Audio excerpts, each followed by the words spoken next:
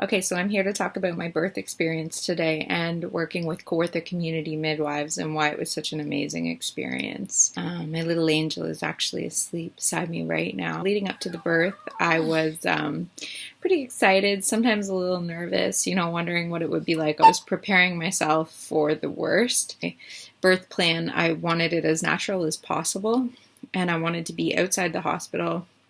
So we planned on birthing at the birth center.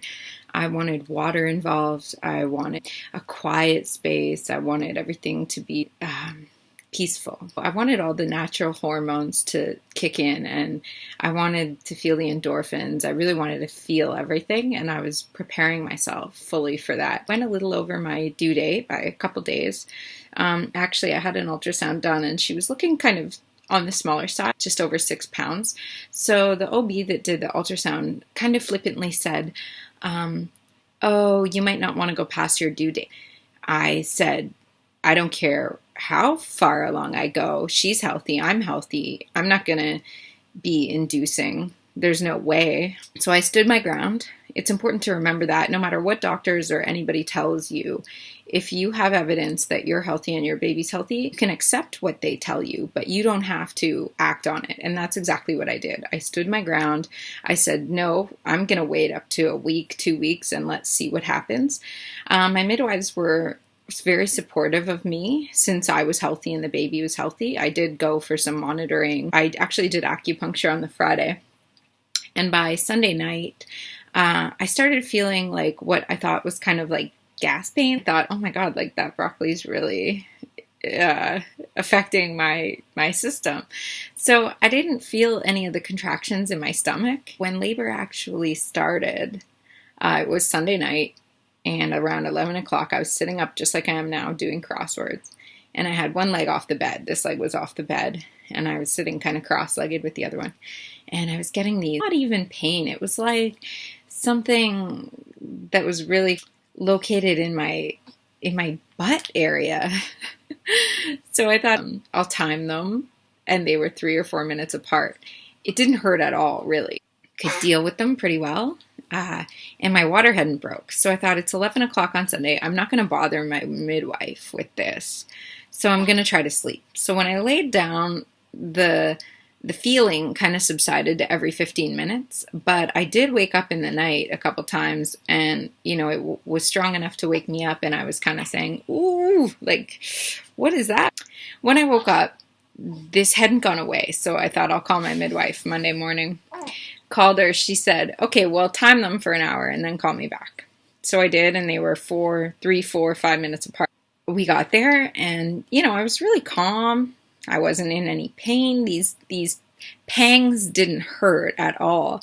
It just was kind of intense, but not like anything that was excruciating. I didn't even really think that I was actually in labor. And when she checked me, I was 7 centimeters. So she said, oh my God, you're in active labor. Let's get you in the tub. I labored the day away, ate some grapes, had some bone broth, spent a lot of time in the tubs. 2:30, my water broke. So that was just on a contraction, another strong contraction. My water broke, and I knew it broke because I was actually over the edge of the tub. I wasn't submerged in the water at that point. It was 2:30 in the afternoon on Monday, and after my water broke, those contractions really started to make me kind of grunt and be a little bit more vocal. They said, we should check you now, see if you're 10 centimeters. Well, sure enough, I was. So on the next contractions, I was able to start pushing, which was pretty good. But I mean, that is when it really started to get kind of like, okay, this sucks a little. It wasn't anything unbearable by any means. And the most important thing I found was to really relax in between those contractions. I almost went into like a sleep, like a deep state of relaxation in between. And I didn't count my contractions. I didn't focus on, okay, how many more do we have left? I didn't. I really was in the moment. I was able to push, but she pooed inside me. So midwives, they wanted to get me to the hospital just in case she came out needing any help at all. So they told me we're going to call an ambulance. I said, okay, great. Like, I didn't care at that point what was going on. And this is why it's important to really have your birth plan laid out in advance. When the baby's like actually entering the birth canal and coming, you can't even verbalize what you want at that point. It's very difficult to deal with anything else. It's hard to articulate what you want. So that is why it's really important to have that in advance. Talk about that with your birth team in advance about exactly what you want.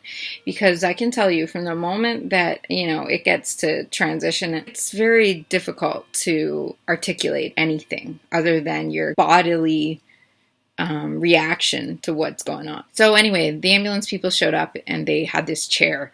And I'm like, no way in hell I can sit in that. So I'm going to walk down these stairs. So 10 centimeters dilated. I walked down the stairs out on Stewart Street in Peterborough. And I was like, oh my God, I just hope a contraction doesn't hit when I leave this place, because I'm going to be probably pretty vocal about it.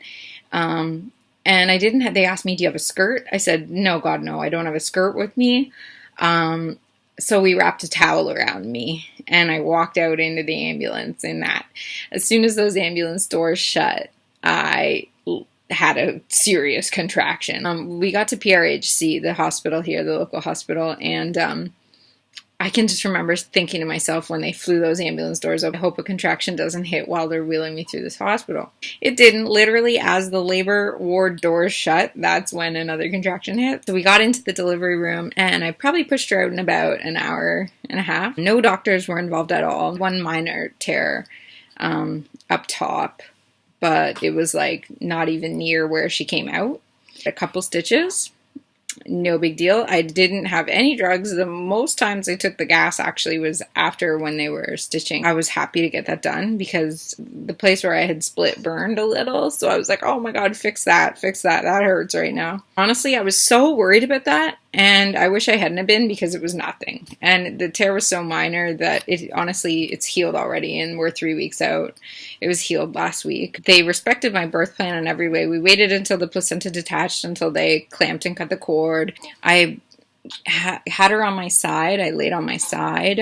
Pushing was difficult. Not gonna lie. I thought that took me a while to kind of figure out how to do that really effectively. And if I could have done it again, I would have honestly taken that a bit slower, because they were really encouraging me to push hard on all my contractions. And I had said in my birth plan that I didn't want to be coached on pushing.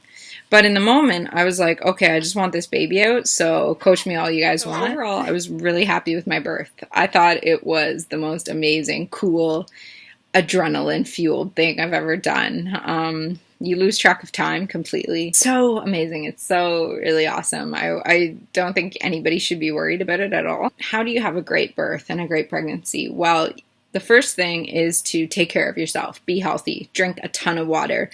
I ate tons of fruits and vegetables. I made sure my skin was really healthy.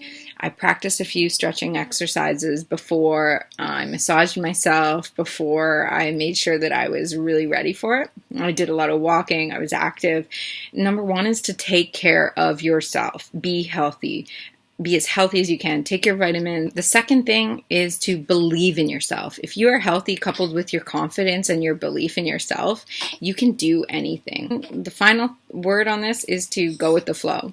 So that's going to be easy when you're in active labor, because literally anybody could have told me anything. And I was like, yeah, okay, we got this. Just as long as this baby's coming out, I'm cool with whatever. Don't be scared about the pain. It honestly wasn't even painful until probably the last hour and a half. I thought the contractions were way better than pushing. Important to have support.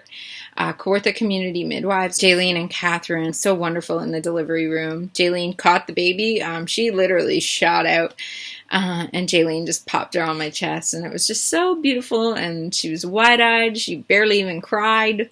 I don't even think she cried when she came out. Couldn't have had the amazing birth I did without Kawartha community midwives, and I'm forever grateful to them. I highly recommend midwifery care.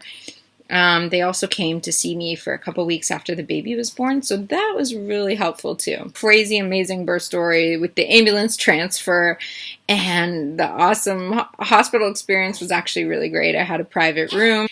I went home with a ton of cool supplies, like those mesh underwear that they give you. Yeah, I don't know that I would have got those if I had been at the birth center. It wasn't as bad as I thought it was going to be in the hospital. In fact, it was great. My private room was just super, super posh.